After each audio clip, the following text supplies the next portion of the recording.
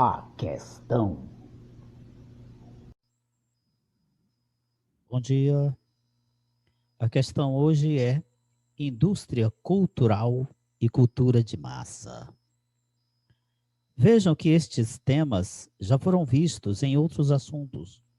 Quando nós estudamos o socialismo em Marx, nós passamos de soslaio por este tema, porque é um tema muito caro à ideologia socialista e é um tema também muito em voga no nosso cotidiano.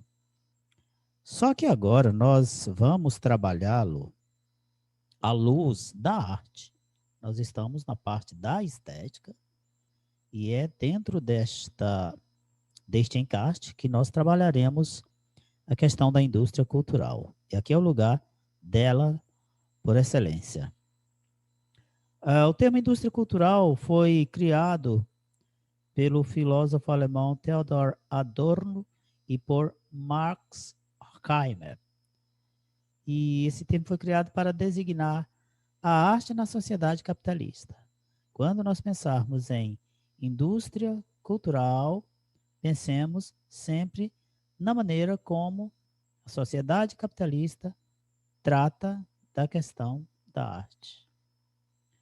Na produção industrial, que é a forma capitalista de lidar com a arte é produzida como mercadoria.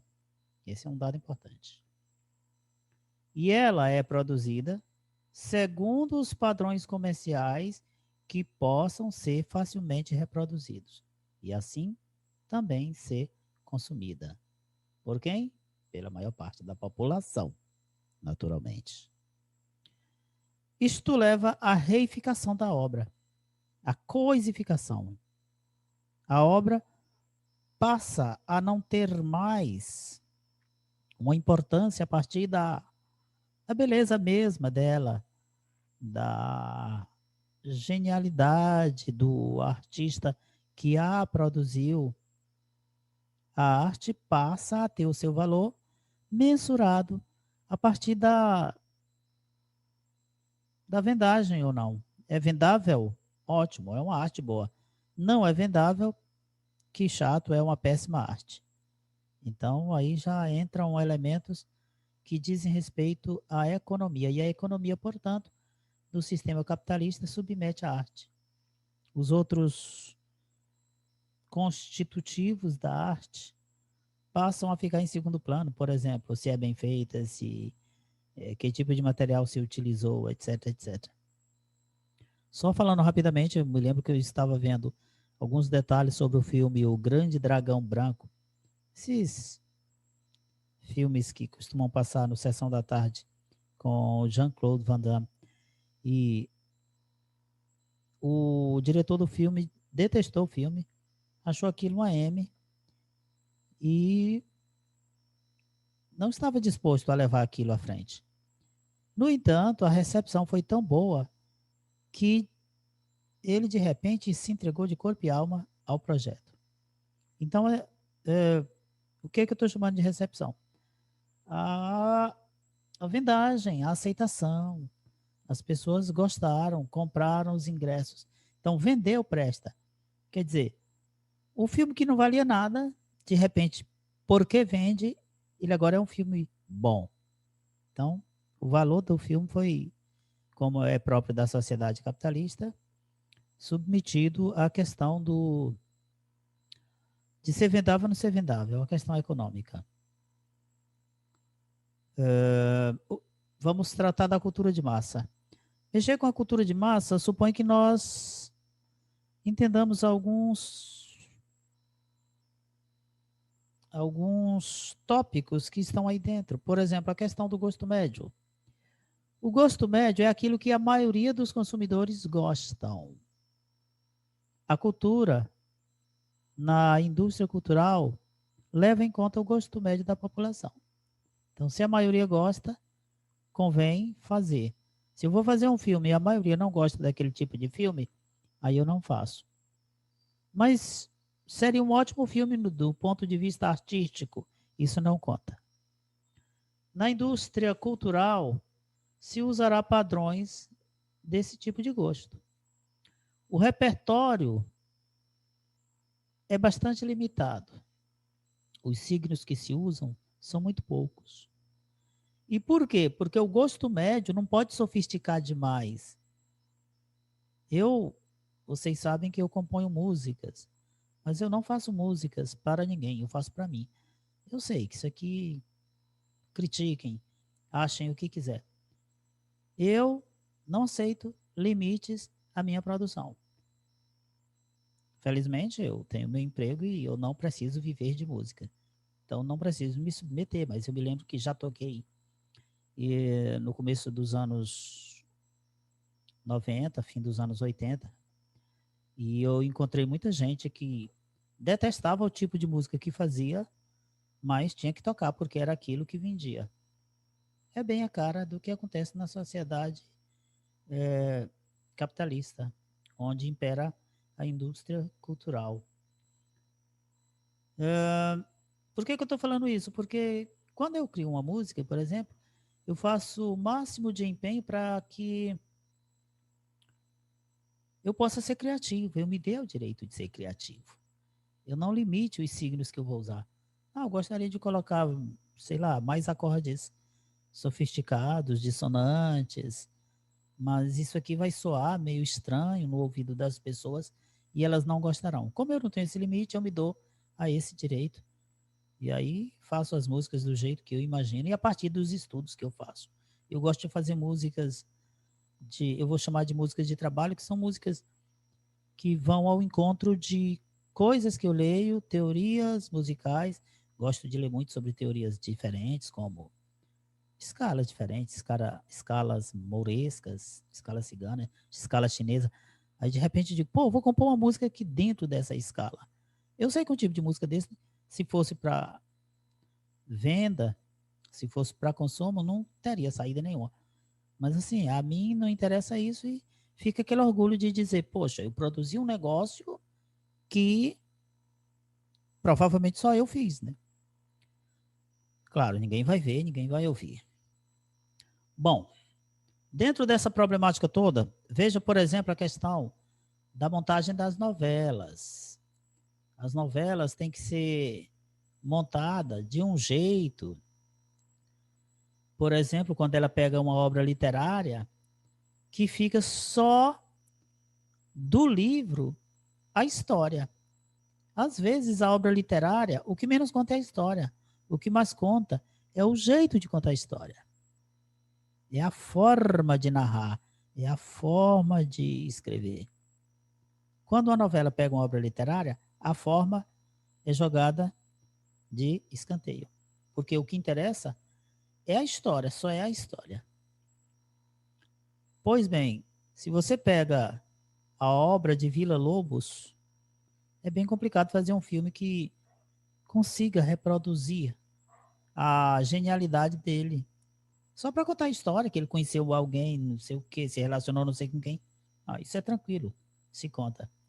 Mas a genialidade do Villa-Lobos não está por ter conhecido não sei quem, namorado não sei quem, casado não sei quem. Não é isso, isso não tem praticamente nada a ver com a genialidade dele. Se você pega do Villa-Lobos a história apenas e não consegue repassar um pouco do processo de criatividade que ele utilizava, não contou a história do Villa-Lobos. Pois bem, isso acontece com as novelas. Quando elas fazem montagem de obras literárias, elas só contam a história e deixam a linguagem, por exemplo, deixam outros elementos que às vezes são os principais, são os que constituem o brilho maior daquela produção literária. Outro exemplo é na música do rap, por exemplo, a gente tem a história de que, aliás, não é a história, a verdade de que o rap nasce como uma música de protesto. O rap é música de marginalizado, é música de gente que sofre e que não se conforma com esse sofrimento e grita e protesta e põe a cara a tapa para dizer eu tô aqui, eu não aceito, vamos para a luta e tal. E, no entanto, quando esse rap é consumido de maneira massiva, que é o que acontece na cultura de massa, na indústria cultural, ele perde o poder dele. Ele passa a ser uma música da qual só se usa a batida. Não se tem mais o rap, por assim dizer. Porque o rap não é só a batida de rap. Tem que ter cuidado aqui. A música produzida no movimento hip hop, ela não é só a batida, só o cara achar que está fazendo aquele jeito de interpretar, ele já está fazendo a música. A música é mais do que só a batida. A música é a batida e é uma série de outras coisas, como, por exemplo, a própria ideologia. Um rap que defende a, o status quo, um rap que defende a desigualdade, ele é um rap que só tem aparência de rap. Rap nunca defendeu isso. Até porque, repito, ele nasce no meio de um povo sofrido que quer direitos iguais e que sempre vai brigar para ter esses direitos iguais. Nunca defenderia a desigualdade. Mas hoje nós temos pessoas do rap que usam esse estilo musical para dizer que tudo está bem, que a desigualdade faz parte, que tem gente que tem que sofrer mesmo, por aí vai. O público da cultura de massa. O que é o público da cultura de massa? Quem é esse público dessa produção? Ele é um aglomerado que não tem características individualizantes. Você não pensa na cultura de massa como uma pessoa, outra pessoa. Você já pensa no quadro como um todo. Pois bem, como ele não tem consciência de si, ele não se reconhece como um ser social, um ser que faz parte de uma sociedade, então ele não pode fazer exigências. Não fazendo exigências, ele vai consumir o que lhe der. Qualquer coisa que for dada para ele será consumida de maneira passiva. Esse público, ele é incapaz de fazer escolhas. Ele pode consumir qualquer coisa enquanto for moda. Isso é muito tranquilo nas novelas, onde você vê pessoas consumindo. Eu acho sempre interessante isso na música. Houve um tempo que as novelas punham músicas rebuscadas, músicas bem construídas, e as pessoas consumiam. Por quê? Porque estava na novela.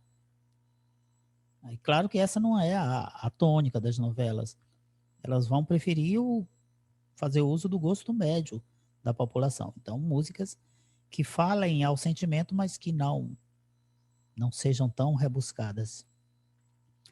Essa inconstância e rotatividade no consumo, por que isso? Porque ele consome ora uma coisa, ele pode consumir ora uma coisa sofisticada, ora uma coisa sem nenhuma sofisticação.